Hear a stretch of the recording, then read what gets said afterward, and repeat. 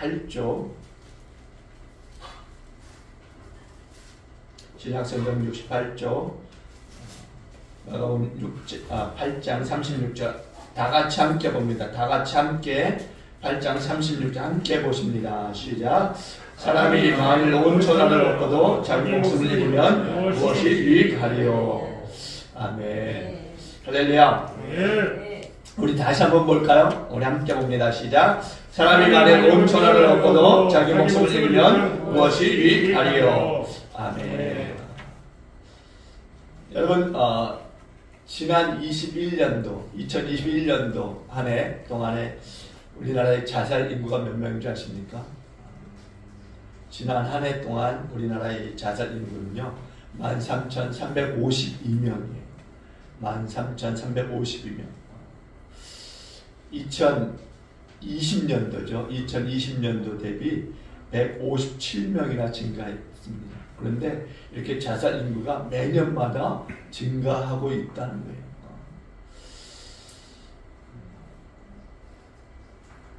지난해 자살률을 보니까 인구 10만 명당 260명, 10만 명당 260명, 남성이 9,093명, 여성이 4,159명. 이게 나이술로 이렇게 좀 나열을 하게 되면 10대가 가장 많다고 해요. 10대, 20대, 그리고 60대, 그리고 30대, 40대, 70대 이런 술로 이어진다고 합니다.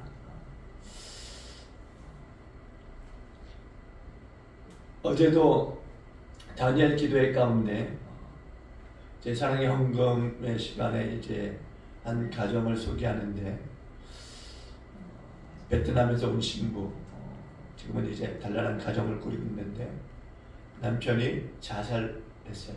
그래서 두 쌍둥이 딸과 아들을 이제 부양해야 되는 그런 어려움 속에 있는데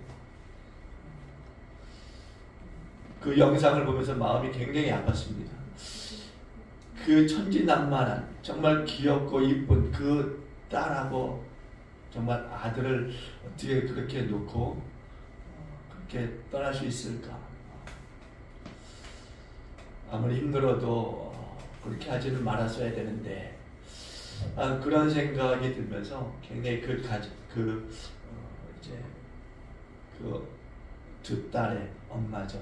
베트남 여인인데 정말 마음이 영상 보는 내내 마음이 굉장히 아팠습니다. 그런데도 불구하고 그 여인이 정말 그 생각이 정말 그 믿음이 굉장히 정말 아름다운 거예요. 정말 끝까지 예수님 붙들고 예배하고자 하는 그 마음이 굉장히 보기에 너무 아름답더라고요. 저와 여러분들이 세상을 살아가면서 가장 중요하게 생각하는 것이 뭐가 있을까? 여러분 제일 중요한 게 뭐라고 생각하십니까? 세상을 살아가면서 제일 중요한 것. 뭐 여러 가지들이 있을 수 있습니다. 나름대로의 생각들이 있을 수 있겠죠. 중요하다고 생각하는 것들. 건강이라든가 자녀라든가 또 직장이라든가 돈이라든가. 어떤 분들은 이렇게까지 얘기해요. 돈 있고 생명 있지, 생명 있고 돈 있냐, 이렇게까지 얘기하시는 분들이 있습니다. 돈이 있어야 모든 것 다 누릴 수 있다. 요즘은 극단적으로 이렇게 생각하시는 분들이 많이 있습니다. 그러면은 하나님은 무엇을 가장 중요하게 생각하실까? 여러분 어떻게 생각하세요? 하나님의 마음을 여러분 한번 보신다면은 감히 하나님의 마음을 보는 게 이거는 뭐 있을 수 없는 일이지만 하나님께서 무엇을 가장 중요하게 생각하실까? 한번 생각해 보신 적 있으십니까? 그냥 단순하게 하나님이 지으신 이 천지 만물을 가장 중요하게 생각하실 것이다. 이렇게 생각하시는 분들도 있을 거고 동물들 정말 그 아름다운 그 생명 있는 동물들 그것들 정말 무엇보다도 가장 중요하게 생각하실 것이다. 이렇게 생각하실 수도 있고, 과연 이 세상에서 가장 중요한 것, 그게 뭘까? 가장 중요한 것, 그게 뭘까? 그건 생명인 줄로 믿습니다. 생명이에요. 돈 있고 생명이 있는 게 아닙니다. 생명으로 말미암아 모든 것들이 다 이루어지는 줄로 믿습니다. 오늘 본문의 말씀에서 우리 다시 한번 볼까요? 우리 본문 말씀 다 같이 한번 봅니다. 시작. 사람이 온 천하를 얻고도 자기 목숨을 잃으면 무엇이 유익하리요? 이 시간에 하나님이 주신 말씀을 통해서 세상에서 가장 귀한 은혜를 여러분 받아 누릴 수 있길 주의 이름으로 축원드립니다. 생명의 그 중요함들을 다시 한번 깨달을 수 있는 그런 시간 되시길 주의 이름으로 축원을 드립니다. 예수님의 이 가르치며 보통의 사람들과는 정말 다르고 권세 있는 자와 같으니까 사람들이 모여들기 시작했어요. 그래서 당시에 종교적인 지도자 앞 자리에 섰던 사람들, 정신적인 지도자라고 할 수 있죠. 사회적으로 지배계층이라고 할 수 있겠죠. 바리새인들과 서기관들이 가만히 있지를 않았습니다. 그럼에도 예수님이요, 세리들과 죄인들과 같이 음식을 나누기도 하고, 그들을 영접하며 그들을 위해서 기도하고, 그러니까 이걸 보고 있던 이 바리새인과 서기관들이요, 괜히 있다다 싶어서 예수님에 대해서 비난의 화살을 퍼붓기 시작합니다. 당시의 세리나 죄인들은요, 유대인의 범죄에 감히 낄 수 없는 사람들이었어요. 즉 하나님의 백성이 될 수 없었던, 될 수 없다라고 생각하는 생각을 가지고 있었던 사람들이 유대인들입니다. 세리들은 매국노라고까지 이야기했어요. 매국노. 그래서 유대인들은요, 그들을 상당히 적대시했습니다. 또 죄인들, 이방인들이죠. 이들은 부정하다라고 생각했습니다. 그래서 상대를 해주지 않았습니다. 얼마나 선민사상이 강했는지 자신들의 무리와 또 이렇게 그 다른 생각을 가지고 있던, 사상을 가지고 있던 이 사람들은요, 물과 기름이다라고 생각해요. 물과 기름. 도무지 섞일 수 없는 사람들. 받아줄 수 없는 사람들라고까지 그렇게 생각했던 사람들이었어요. 근데 그렇게 터무시했던 이 죄인들과 또 이 세리들, 이들이 예수님과 함께 식사를 하는 거예요. 예수님이 그들 영접하고 그들과 함께 식사를 하고 그들과 함께 말씀을 나누고, 그러니까 이걸 보고 있던 바리새인들과 서기관들은요, 아주 못마땅한 겁니다. 어떻게 그들과 그런 자리를 가질 수 있느냐는 거예요. 뭔가 말씀을 나누고 생각을 나누고 하는 것을 우리랑 해야죠. 어떻게 그런 사람들과 할 수 있느냐는 거예요. 그러면서 예수님에 대한 이 좋지 못한 감정들이 점점 더 쌓이기 시작했습니다. 그러다가 틈만 나면 시비를 걸고, 그러다가 이제 완전히 예수님을 코너로 몰아붙이는 그런 일들까지 생기기 시작했어요. 누가복음 15장에 보시면은요, 이제 예수님께 시비를 거는 장면이 등장하는데요. 우리 PPT에 보면 있습니다. PPT에 보면은 우리 누가복음의 말씀인데요. 누가복음 15장 2절, 15장 2절 다 같이 한번 볼까요? 15장 2절 다 같이 한번 봅니다. 시작. 바리새인과 서기관들이 수군거려 이르되 이 사람이 죄인을 영접하고 음식을 같이 먹는다 하더라. 예수님께서 세리들과 또 이 죄인들과 같이 함께 한 상에 앉아서 그들의 가정에서 한 상에 앉아서 같이 밥을 먹고 말씀을 나누는 것을 아주 못마땅하게 생각하고 있는 거예요. 그래서 예수님께서 비유를 들어서 바리새인들과 서기관들의 그러한 생각을 바꾸고자 하셨습니다. 그리고 죄인이고 죄인이 아니고를 떠나서 모든 사람이 다 귀하다라는 사실에 대해서 말씀하셨어요. 먼저 보니까 예수님은 한 마리 잃어버린 그 양의 비유를 통해서 죄인이 귀하다라는 사실을 그들에게 말씀하고 계십니다. 4절로 7절에 보니까 4절로 7절 다 같이 볼까요? 15장 4절로 7절 다 같이 봅니다. 시작. 내 중에 어느 사람이 양 100마리가 있는데 그 중에 하나를 잃으면 99마리를 들여두고 그 잃은 것을 찾아내기까지 찾아다니지 아니하느냐. 또 찾은즉 즐거워 어깨에 메고 집에 와서 그 벗과 이웃을 불러 모으고 말하되 나와 함께 즐기자. 나의 잃은 양을 찾았노라 하리라. 내가 너희에게 이르노니 이와 같이 죄인 한 사람이 회개하면 하늘에서는 회개할 것 없는 의인 99으로 말미암아 기뻐하는 것보다 더하리라. 아멘. 이것은요, 지금 있는 양 99마리보다 잃어버린 한 마리 양이 더 중요하다 라고 말씀하는 것이 아니에요. 양 99마리보다 잃어버린 양 한 마리가 더 값어치 있다 이렇게 말씀하시는 것이 아닙니다. 한 마리의 양이라 할지라도 하나님 매우 귀하게 여기신다라고 하는 말씀인 거예요. 이것은요, 한 영혼도 매우 귀하게 여기시는 하나님의 마음을 우리가 볼 수 있는 거예요. 즉 죄인과 세리들도 중요하게 여기면서 귀하게 생각하시는 하나님의 마음, 예수님의 마음을 우리가 볼 수 있는 거예요. 그들은 다 똑같다라는, 다 똑같은 하나님의 백성이다라고 말씀하고 계시는 겁니다.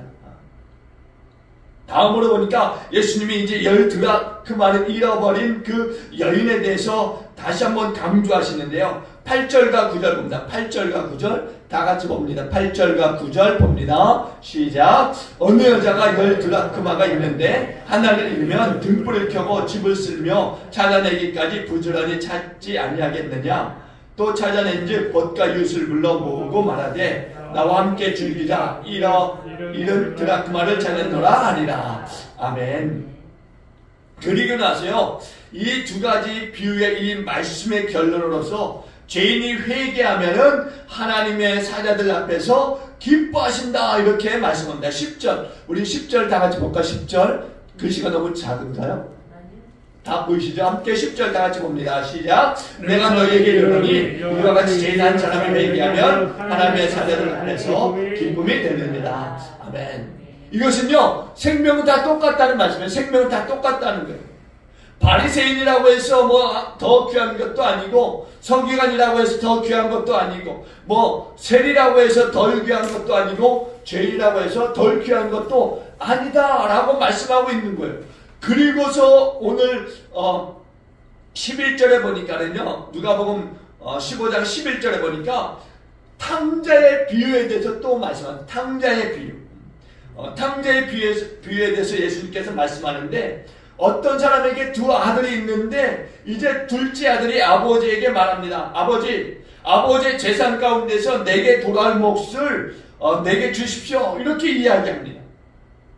이것은요, 어떻게 보면은요, 그 당시에는 아주 정당한 그 아들로서의 그 권리를 요구하고 있는 거예요. 그 당시에 이스라엘의 문화는 그랬습니다. 아들이 아버지의 재산에 대해서 요구할 수 있는 권리가 있었던 거예요. 그래서 아버지는요, 아버지 재산 중에서 반을 떼어서 둘째 아들에게 주게 됩니다. 그러니까 아버지는 나눠줄 재산이 좀 있었던 거예요. 그래서 둘째 아들이 요구했을 때 그것을 마다하지 않고 둘째 아들의 요구대로 재산의 반을 둘째 아들에게 나누어 주었습니다. 그러면서 13절에 보니까 13절 다 같이 볼까요? 13절 봅니다. 시작. 그 며칠이 안 돼요. 둘째 아들이 재물을 다 모아가지고 먼 나라에 거기서 돌아가서 재산을 내려가니. 아멘. 보니까는요, 이제 둘째 아들이 이제 재산을 받았잖아요. 재산을 받았는데 갑자기 생긴 돈 아닙니까? 갑자기 자신의 그 재산이 늘어난 거잖아요. 그러니까 그것을 감당을 못합니다.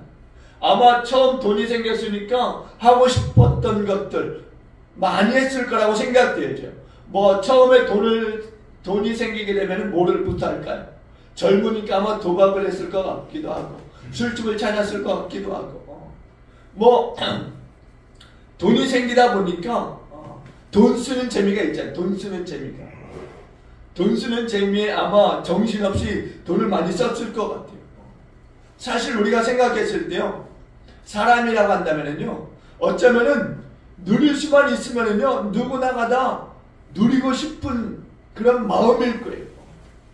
갑자기 돈이 생기니까 이 둘째 아들도요, 그것을 누리고 싶었던 것 같아요. 마음껏 누린 거, 마음껏 누렸습니다. 원 없이 누린 것 같아요. 원 없이 누렸습니다. 로또 붙은 분들이 그런다고 하잖아요. 부인에게도 말하지 않고 로또 붙으면은 그걸 혼자 야금야금 다 쓴다고 그러더라고요. 혹시 여러분 그런 분 계십니까?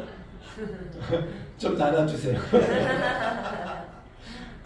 로또 붙으면 그런데요. 부인에게 절대로 말 안 한다고 합니다. 근데 또 로또 붙은 분들의 그 특징이요, 갑자기 돈이, 현금이 생기니까 그걸 쓰는 데 있어서 주체를 못하는 거죠. 주체를 못하는 거예요. 여기저기 막 투자해서 그냥 이전보다 더 가난해지는 사람들이 많이 있다고들 합니다. 근데 이 둘째 아들도 마찬가지인 것 같아요. 뭐 가고 싶은 거 다 가고, 먹고 싶은 거 다 먹고, 즐기고 싶은 거 다 즐기고, 입고 싶은 거 다 사 입고. 그러니까 그냥 말 그대로 하고 싶은 거 다 하고 산 거예요. 하고 싶은 거 다 하고 산 거예요. 그랬더니 14절과 15절에 보니까, 우리 14절 15절입니다. 14절 15절 다 같이 봅니다. 시작. 다 없애는 그날에 크게 흉년이 들어 그가 비로소 궁핍한지라 가서 그 나라 백성 중 한 사람에게 그가 그를 보니까 가지고 있었던 것이 어떻게요? 다 없어지는 그런 일이 발생했어요. 그런데 때마침 또 어떤 일들이 일어났느냐? 그 지방에 흉년이 든 거예요. 그것도 아주 큰 흉년이 든 겁니다. 그러니까 아주 궁핍한 상황에 내몰리게 되는 거예요. 그래서 그가 어떻게 하느냐? 이제 어떤 사람을 찾아가서 몸을 은탁하게 됩니다. 이 둘째 아들은요, 아버지로부터 물려받은 모든 재산을 뭔가 좀 잘해보려고 했을 수도 있어요. 좀 쓸 만큼 쓰고 이제 뭐 자기 나름대로 좀 투자해서 이 재산을 좀 불려야 되겠다라고 생각하고 그렇게 했을 것입니다. 그냥 막 허랑방탕하게 막 탕진하지는 않았을 거예요. 재산이라고 하는 것이 그냥 우리가 생각하는 한두 푼이 아니었을 거라고 생각되어져. 그러니까 쓸 만큼 쓰고 또 투자할 만큼 투자했을 거라고 생각되어져요. 그런데 어찌하다 보니까 그것을 감당할 수가 없었던 거예요. 오늘날로 말하면 부도가 난 거예요. 부도가 난 겁니다. 상황이 안 좋다 보니까 부도가 난 거예요. 의도대로 이끌어지지 않았던 거죠. 그러니까 뭔가 잘하고 싶었는데 그렇게 되지 못한 거예요. 그리고 결국에는 그곳에서 헤어나가지 못하다가 가지고 있던 모든 재산들을 다 몽땅 잃어버리게 되었다라는 겁니다. 그러고 나니까 체면이 서지 않는 거예요. 자존심도 상하지만은 이제는 어떻게 해야 되느냐라고 하는 생각이 들기 시작했어요. 그리고 결국은 어디까지 내몰리게 되느냐? 자기의 생명을 유지할 수 없을 정도의 상황에 이르게 되는 겁니다. 그래서 어떻게 하느냐? 돼지를 치는 그 일들을 통해서 돼지가 먹는 그 쥐염 열매, 그 음식이라도 좀 먹어야 되지 않을까라고 하는 그런 생각까지 가지게 되었던 거. 16절 봅니다. 16절. 16절 다 같이 봅니다. 시작. 그가 돼지 먹는 쥐염 열매로 배를 채우고자 내 주는 자가 없는지라. 아멘. 보니까는요, 돼지가 먹는 쥐염 열매, 그 음식이라도 먹고 배를 채우고자 했는데 그것도 허락하는 사람들이 없는 거예요. 설상 가상의 상황이 된 겁니다.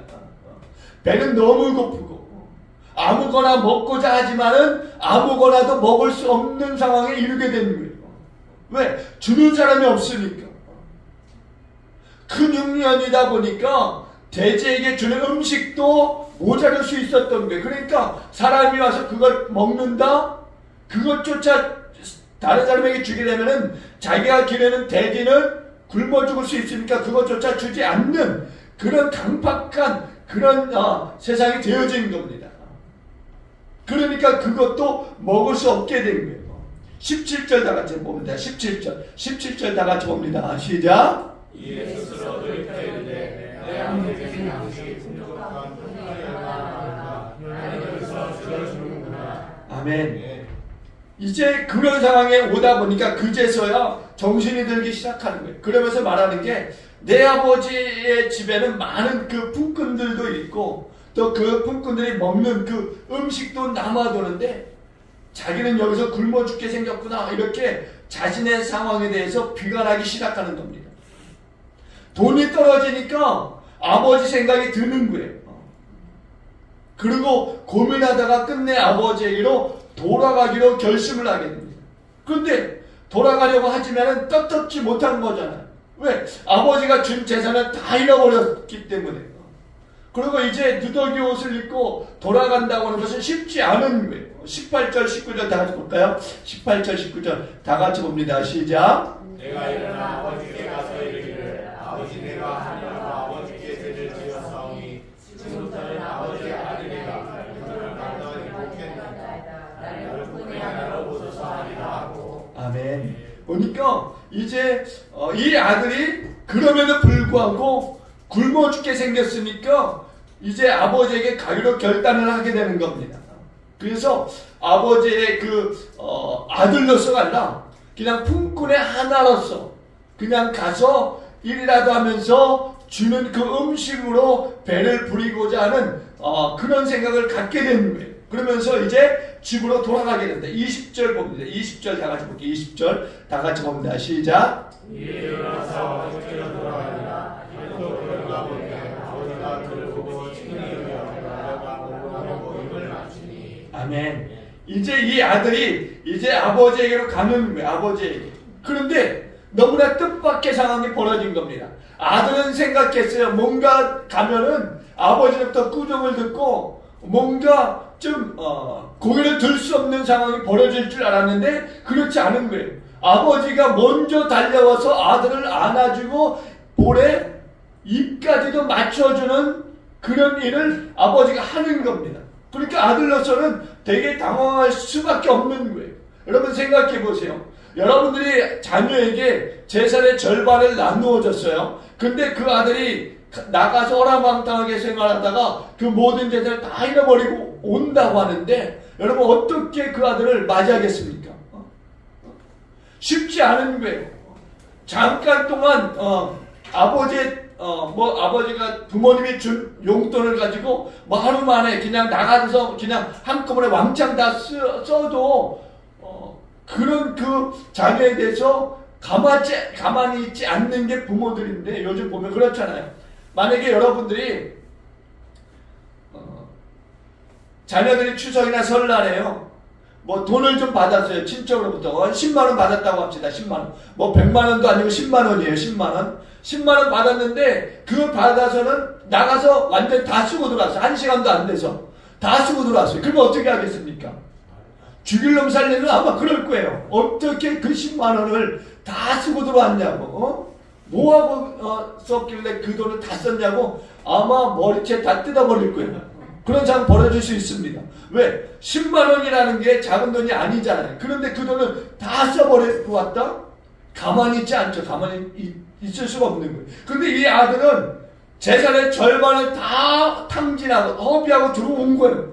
그런데 그런 아들을 아버지가 먼저 달려가서 안아주고 볼에 입을 맞추고 이건 정말 매우 친한 사람들이 아니면 할 수 없는 거예요. 그런데 그 아들에게 그렇게 이 아버지가 행했다라는 겁니다. 다음 볼게요. 21절 봅니다. 21절 다 같이 봅니다. 시작. 아들이 이르되 아버지 내가 하늘과 아버지께 죄를 지었사오니 지금부터는 아버지의 아들에게 하나님을 걸려하게 하지 말지어다. 아멘. 지금 보니까 아들이요 아버지 이 상황에 대해서 당혹해하는 거예요. 근데 아버지의 생각과 아들의 생각이 다른 거예요, 사실. 22절, 23절부터 22절, 23절 봅니다. 22절, 23절 봅니다. 시작. 아버지는 종들에게 이르되 그의 옷을 내어다가 입히고 새까만을 끼우고 발에 신기라. 그리고 살찐 사람을 끌어다가 잡으라. 우리가 먹고 싶으리라. 아멘. 아버지는요 아들이 돌아온 것이 너무 좋은 거예요. 뭐 아들이 어떤 모양이든 상관이 없는 거예요. 아들이 돌아온 것에 대해서 너무 좋은 거예요. 이 상황들을 보면은 누가 생각납니까? 아버지 이런 행동을 보면서 어떤 분이 생각나세요? 바로 우리 아버지 하나님의 생각이 나는 거죠. 우리 아버지 하나님의 마음이 이런 거예요. 죽은 아들, 죽었다라고 생각했던 아들이었어요. 근데 그 아들이 돌아온 거예요.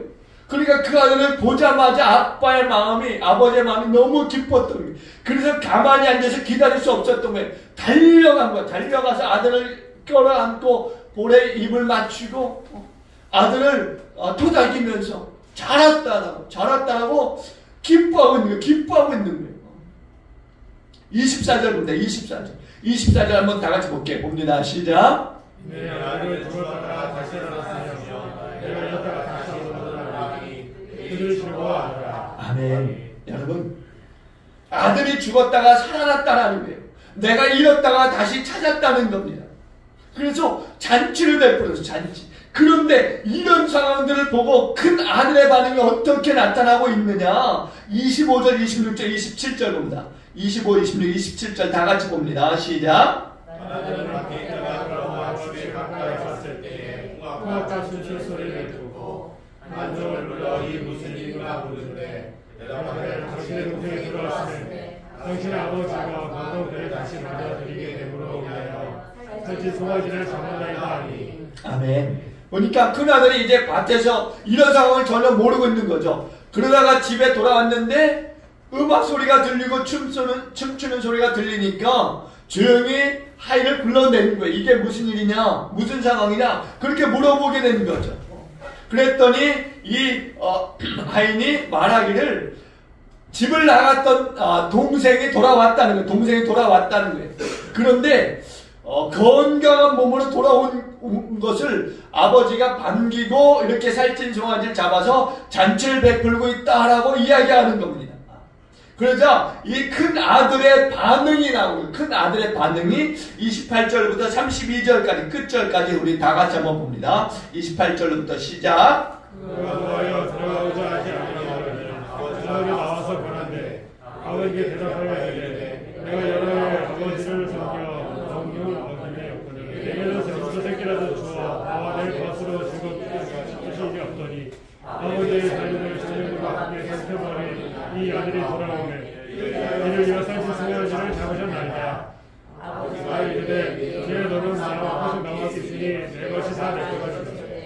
이 내 동생을 죽었다가 살아났으며 내가 잃었다가 얻었고 우리가 즐거워하고 기뻐하는 것이 나타나다. 아멘. 아들이 화가 났어요. 아버지가 하는 그 행동에 화가 난 겁니다. 왜 화가 났을까요?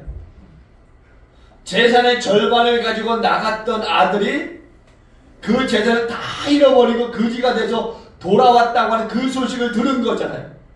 그런데 그런 아들을 향해서 잔치를 베푸는 아버지를 이해를 못하고 있는 거예요, 이 아들이. 그러면서 이야기하기를 아버지는 나에게 그렇게 하지 않았는데 왜 둘째에게는 그렇게 하느냐는 겁니다. 둘째는 이렇게 나가서 모든 것을 다 탕진하고 들어왔는데 나는 오히려 열애 동안 오히려 아버지를 섬기고 아버지의 그 명령을 한 번도 어긴 적이 없는 나에게 그리고 내 친구들과 뭔가 좀 즐기려고 했어도 그렇게 하지 못했던 나였는데 둘째 아들은 아버지의 재산을 다 탕진해버리고 거지가 돼서 돌아왔는데 어떻게 그럴 수 있느냐는 겁니다. 나에게는 그렇게 한 번도 해주시지 않았지 않느냐 이렇게 따지는 거예요. 어떻게 보면은요 맞는 말인 거예요. 첫째 이야기가 맞는 말입니다. 같이 옆에 있는 아들 더 잘 챙겨줄 수 있어요. 왜? 나와 함께하고 있는 자식이니까. 근데 이 첫째 아들의 이야기가 보니까 내게는 친구들과 함께 즐기라고 염소 한 마리 잡아준 적이 없다라는 거예요. 아버지가 좀 매정한 것 같아요. 어떻게 열심히 일하는 그 아들, 첫째 아들 쎄 빠지게 일하는 그 아들 위해서 염소라도 좀 잡아주면서 친구들과 함께 좀 즐겨보라고 그렇게 이야기할 수 있는데 그러지 않았다는 거예요. 그런데 둘째 아들은 나가서 창녀들과나 어울리고 아버지에 대한 다 탕진하고 그렇게 돌아온 아들인데 그를 위해서 살찐 송아지까지 잡아주는 게 이게 가당치나 한 이야기냐 한 일이냐 이렇게 이야기하고 있는 거예요. 여러분 생각해 보세요. 이 이야기가 말이 되는 겁니까? 안 되는 겁니까? 이 이야기가 말이 돼요? 모든 재산을 다 잃어버리고 돌아온 이 아들을 아버지가 기쁘게 맞아주고 이렇게 잔치까지 벌어지는데 살찐 송아지를 잡아서 살찐 송아지. 우리 같으면 그냥 정육점에 가서 그냥 고기 한 근이나 사와서 미역국이나 끓여줄 같은데 이 아버지는 또 첫째 아들에게 대했던과는 반대로 살찐 염소 새끼도 아니고 살찐 송아지. 살찐 송아지면은 여러분 키로수로 재면 한 200kg 나가지 않을까요? 동네 사람들까지 다 불러서 하는 거니까 아마 그런 엄청난 송아지를 잡아서 잔치를 베풀고 잔치를 첫째 아들에게는 자기 친구들조차도 초대해서 염소 새끼 한 마리 잡아주지 않았던 분이 둘째 아들이 돌아오니까 살찐 송아지 잡아서 동네 잔치를 버리는 것을 보고 너무나 못마땅한 거예요. 그런 아들에게 아버지가 이렇게 이야기합니다. 얘야, 너는 늘 나와 함께 있지 않느냐? 또 내가 가진 모든 것이 내 것이 아니냐라고 이야기합니다. 여러분 이 부분을 좀 우리가 잘 이해해야 될 부분이에요. 나와 함께 있지 않느냐? 내 것이 다 내 것이 아니냐라고 이야기하고 있습니다. 이 말인즉슨요, 동생처럼 분리해 나가지는 않았지만 지금 남아있는 모든 것들은 다 내 것이다라고 하는 이야기 아닙니까? 쉽게. 그러니까 언제든지 내 것이니까 너가 쓸 수 있었다라는 이야기예요. 다만 아버지와 함께 있으니까 그것을 하지 않았던 거죠. 근데 이 둘째 아들은 그것을 다 가지고 가서 다 쓴 거예요. 쓴 겁니다. 그러고 나서 이제 다 써서 죽을 둥 말둥 살둥 죽을 둥 하다가 돌아온 거예요.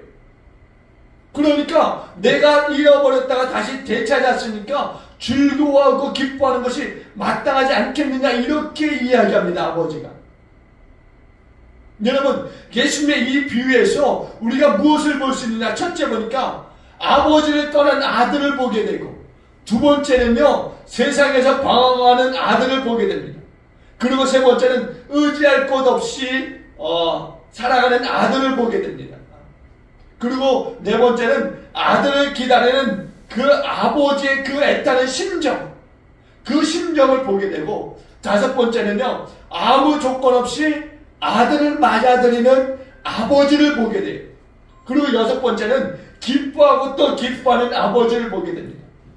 그리고 일곱 번째는 불만에 쌓인 첫째 아들의 그 모습을 우리가 보게 되는 거예요.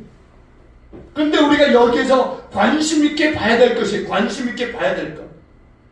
바로 그것은 아버지가 돌아온 아들을 맞아들일 때 어떻게 했느냐는 거예요. 어떻게. 이제 둘째 아들이 집으로 왔을 때 아버지의 행동이 어땠느냐는 겁니다. 아버지는 어떤 조건을 붙인 게 아니에요. 무조건적으로 맞아들인 겁니다. 무조건적으로 그 아들을 맞아들였어요. 우리가 죄를 지었을 때 하나님은 우리에게 돌아오라고 말씀하십니다. 언제든지 문을 열어놓고 돌아오라 이렇게 말씀하세요. 돌아오기만 하라고 말씀하고 계십니다. 우리가 지난 시간에 호세아서 6장 1절의 말씀을 함께 외우는 말씀으로 우리가 함께 나누었지 않습니까? 우리가 여호와께로 돌아가자. 여호와께서 우리를 찢으셨으나 우리를 낫게 하실 것이요 우리를 치셨으나 고쳐주실 것이라 이렇게 말씀하고 있어요. 우리가 여호와께로 돌아가기만 하면 되는 거예요. 여호와께로 돌아가기만 하면 되는 거예요. 아모스 5장에서도요 죄를 지은 이스라엘 백성들을 향해서 뭐라고 말씀하시느냐, 돌아오라 말씀하세요. 그러면 너희가 살리라고 말씀합니다. 천지를 창조하신 하나님께서 우리와 동행하지 않느냐라고. 그러면서 너희가 돌아오면 그러면 너희가 살리라 이렇게 말씀하십니다. 우상을 버리고 돌아오면 너희가 살리라 이렇게 말씀하세요. 언제든지 돌아오라는 게 어떤 시간이 정해져 있는 게 아닙니다. 언제든지 밤이건 낮이건 상관없다는 거예요. 돌아오기만 하라는 거예요. 이게 오늘 탕자의 비유 속에 나오는 아버지의 마음인 거예요. 집을 나간 둘째 아들이 모든 재산을 다 탕진했을지라도 돌아오기만 하면 된다는 거예요. 그게 오늘 우리 아버지 하나님의 마음이라는 거예요. 우리 아버지 하나님이 중요하게 생각하는 것이 그거인 거예요. 무엇을 중요하게 생각하시느냐? 바로 생명인 거예요. 생명을 무엇보다도 중요하게 생각하시는 우리 하나님을 우리가 볼 수 있는 거예요. 우리에게 중요한 건 생명인 거예요. 생명. 재산이 아닌 거예요. 마태복음 16장 26절에 보면 이렇게 말씀합니다. 사람이 만약 5천원을 얻고도 제 목숨을 잃으면 무엇이 유익하리요? 사람이 무엇을 주고 제 목숨을 사겠느냐 이렇게 말씀하십니다. 여러분, 사람이 무엇을 주고 제 목숨을 사겠느냐, 바꾸겠느냐? 여러분, 우리에게 무엇보다 중요한 것이 우리는 이제 말씀을 통해서 알게 되었어요. 무엇이 중요한 것입니까? 생명이 중요한 줄로 믿습니다. 우리에게 중요한 건 생명이에요. 그럼에도 불구하고 우리의 삶 가운데서 우리의 이 생명에 대해서 진짜로 중요하게 생각하고 있느냐는 거죠. 정말 여러분들이 우리 가운데 있는 이 생명을 정말 중요하게 생각하고 있느냐? 그렇지 않게 생각하고 살아가는 사람들이 너무나 많이 있다라는 겁니다. 우리의 이 생명을, 곧 우리를 말하는 것 아닙니까? 우리 안에 있는 이 생명. 근데 사람들은요, 이 생명에 대해서 너무 무가치하게 생각하는 사람들이 많아요. 자신에 대해서 자기 비하라고 그럴까요? 자기 비관이라고 그럴까요? 이렇게 빠져 사는 사람들이 많이 있습니다. 어떤 일을 내가 해결하지 못하면요, 자기 비하하고 자기 비관하는 사람들이 많아요. 내가 뭘 할 수 있을까? 이런 생각 갖는 분들 많이 있죠. 자기의 또 생김새에 대해서 비관하는 분들. 나는 이렇게 생겼는데, 얼굴이 못생겼느니, 그러면서 이제는 얼굴 탓만 하는 게 아니라 주의 그 온갖 것들을 다 택해. 돈도 없고, 백도 없고, 배운 것도 없고, 똑똑하지도 않고, 그런 생각하는 거 보면 정말 똑똑한 사람이에요. 근데 그걸 깨닫지 못하는 거죠. 그냥 자기 비하 속에 빠져서요, 스트레스를 받고 불안감에 빠져 살고. 근데 이렇게 우리를 자기 자신을 비하거나 자기 비관에 빠질 필요가 없다라는 거예요. 오늘 말씀 보니까는 뭐라고 합니까? 우리 다 같이 한번 다시 볼까요? 다 같이 36절 봅니다. 마가복음 8장 36절 다 같이 봅니다. 시작. 사람이 만약 온 천을 얻고도 자기 목숨을 잃으면 무엇이 유익하리요? 아멘. 오늘 우리는요, 자기 비하, 자기 비관에 빠질 필요가 없는 거예요. 왜 그런지 아십니까? 하나님이 우리를 너무나 사랑하세요. 하나님 우리를 너무나 사랑하십니다. 너무나 사랑하셔서 하나뿐인 그 아들을 이 땅 가운데, 우리 가운데 주셨어요. 우리 하나님 너무 사랑하시니까 그 아들 우리 가운데 주신 겁니다. 그러니까 우리는 굳이 자기 비하에 빠져 살 필요가 없는 거예요. 우리가 안양 시장을 만나더라도요, 얼마나 그거에 대해서 자부심을 갖습니까? 사진 찍고 그 사진 많은 사람에게 보여달라고 얘기하지도 않았는데 미리 먼저 말 꺼내면서 보여주는 사람들 많잖아요. 그 정도로 자신에 대해서 뭔가 굉장히 이렇게 좀 나타내고자 하는 그런 마음들이 있지 않습니까? 근데 하물며 하나님께서 주시는 그 사랑을 우리가 받고 있는데 우리가 자기 비하에 빠져서, 자기 비관에 빠져서 살아야 되겠느냐? 그럴 수 없다라는 게. 우리는 하나님을 만난 사람들인 줄로 믿습니다. 우리 하나님을 만난 사람이에요. 예수를 만난 사람들인 줄로 믿습니다. 또한 예수님께서 내 안에 계신 줄로 믿습니다. 그런 우리는 우리 이 세상에서처럼 자기 비하에 빠지고 자기 비관에 빠져서 스트레스를 받고 또 불안감에 빠져 살 이유가 없다라는 겁니다. 오늘 모든 재산을 다 탕진하고 돌아온 탕자처럼 갈 곳 없을지라도 아버지는 반갑게 맞아주시는 분이라고 하는 사실 우리 잊지 말아야 되는 거예요. 아들이 그냥 그짓걸로 해서 돌아오는데도 불구하고 아버지는 달려나갔어요. 다른 사람들 시선 아랑곳 않고 달려가서 그 아들을 반가이 맞아줬어요. 그 거짓걸 하고 돌아오는 그 아들, 세상 사람들이 봤을 때 뭐라고 생각했을까? 어떻게 아버지가 저런 아들을 받아줄 수 있을까? 아니, 달려가서 아들 껴안고 볼에 입을 맞추고 어떻게 저럴 수 있을까? 이렇게 사람들이 수군거릴 수 있어요. 그런데 아버지 그렇지 않았어요. 그 사람들 상관없었던 거예요. 그냥 달려가서 돌아온 아들, 살아 돌아온 그 아들을 반가이 맞아준 거예요. 살아있을 때 맞았던 그때보다도 더 반가이 맞아주었던 거죠. 우리가 그런 거예요. 우리가 하나님 앞에서 그런 겁니다. 우리는 하나님의 자녀이고 하나님의 귀한 생명이 내 안에 있는 사람들인 거예요. 그러니까 여러분 세상을 살아가면서 여러분 허리 펴시고 어깨 펴시고 당당하게 살아가실 수 있길 주님으로 축원을 드립니다. 우리의 이 생명은요, 이 세상의 그 무엇보다도 중요한 거예요. 중요한 겁니다. 귀한 거예요. 귀한 거. 여러분의 생명이라고 하는 것, 그것은요 그 무엇보다도 중요한 재산 아니에요. 무엇보다 여러분의 생명이 더 중요한 줄로 믿습니다. 하나님께서 주신 그 생명은 너무나 중요한 거예요. 명예, 이거보다 더 중요한 게 여러분 생명이에요. 하나님이 주신 생명. 세상의 사람들은 명예 잊어버리면 또 자기의 갈 곳으로 자기의 소견대로 행하는 사람들이 많이 있지만 우리 그럴 필요 없어요. 자존심보다도 귀하고 권력보다도 귀한 것, 바로 건강보다 귀한 것 우리의 생명인 줄로 믿습니다. 하나님이 주신 생명입니다. 생명. 저는 정치하는 분들도 그렇고요. 누구라도 다 그래요. 생명만큼은 중요하다는 사실을 우리가 꼭 기억하고 그 생명만큼은 지켜야 될 줄로 믿습니다. 누가 자살했다라는 소식을 들을 때마다 마음이 너무 아파요.